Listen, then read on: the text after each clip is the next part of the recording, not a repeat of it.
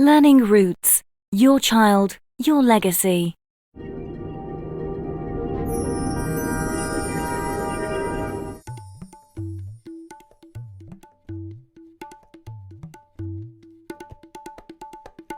You are on a journey. You will learn about the lives of some of the best men that ever lived. These were men sent by Allah. You will learn why they were sent and who they were sent to and what lessons we can learn from their lives. They are the prophets. The first of them is Adam alayhi salam and the last is Muhammad sallallahu alayhi wasallam. Allah sent the prophet Ibrahim alayhi salam. Even as a young child, Ibrahim was very wise. "Why do you pray to something you cannot see or hear?" he asked his father. "Stones cannot harm you or bring you any good." But his father didn't want to hear. "If you don't stop, I will stone you," he said, "so leave me alone." But Ibrahim did not give up so easily. He waited until all the town people were away. He picked up his axe. Ibrahim had an idea in mind. He went up to the stones and smashed them into little bits. He placed his axe on the biggest stone and left it standing. It was all part of his plan. The people could not believe their eyes when they returned.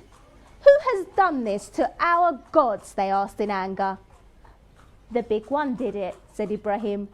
"So ask them if they are able to speak." But they were just stones. Stones cannot talk. "You know that they do not speak," said the people with shame. Ibrahim's plan was working.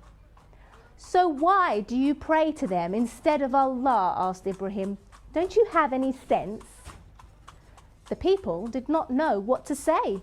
Ibrahim showed them the truth in such a clever way, but they were too proud and turned away.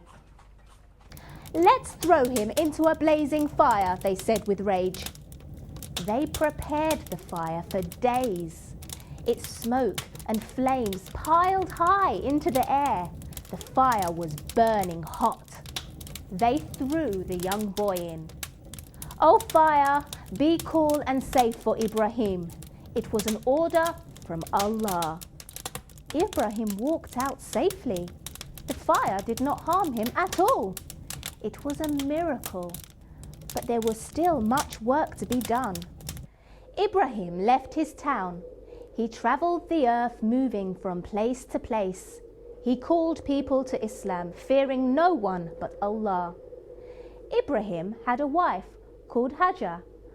Her son, Ishmael, was a prophet of Islam. May Allah bless Ishmael alayhi salam.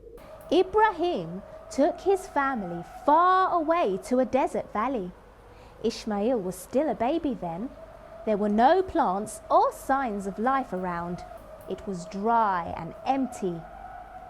Then Ibrahim did something rather strange. He began to walk away, leaving Hajar and Ishmael behind. Hajar could not believe it. "Why are you leaving us here?" she asked. But Ibrahim kept on walking and did not reply. Hajar kept on asking. "Has Allah told you to leave us here?" she asked. "Yes," said Ibrahim. "Then he won't let us die like this." Hajar put her trust in Allah. The desert heat was beating down hard. Hajar and Ishmael were all alone and thirsty. Ishmael began to cry, curling up into a ball. Hajar could not take it anymore. She got up and began looking for water. She ran through the valley and up the hills, peering far and wide, but there was no help in sight. Hajar looked down at her poor baby in the middle of the valley. Something was happening down there. There was a spring, gushing with water. Hajar came running down. It was a gift from Allah. She scooped up the water and gave it to Ishmael. Allah saved them with the miracle of the Zamzam well. The valley grew into a town called Mecca. Ishmael was a young boy now, and Ibrahim came to visit him. That was when Ibrahim saw his dream. "Oh, my son, I saw in a dream that I was sacrificing you," said Ibrahim. "So tell me what you think." It was an order from Allah and it had to be done.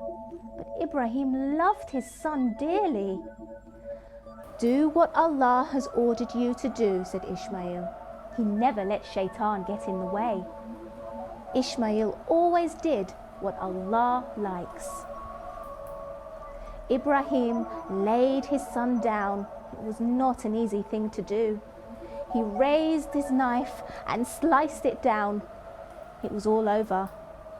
They passed the test and did what Allah said. Allah saved Ishmael and put a sheep in his place. There was no need for him to bleed. Shaitan's trick did not work with Ibrahim. He followed the truth and did what Allah likes. So Allah took him as a close friend. Ibrahim won in the end. Allah told Ibrahim to build the Kaaba in Mecca. Ishmael helped his father too. It was the first house made for people to pray to Allah alone. Ibrahim called the people to visit the Kaaba. There was no one around at that time, but Allah made the people answer the call. So many people come to Mecca to make Hajj today.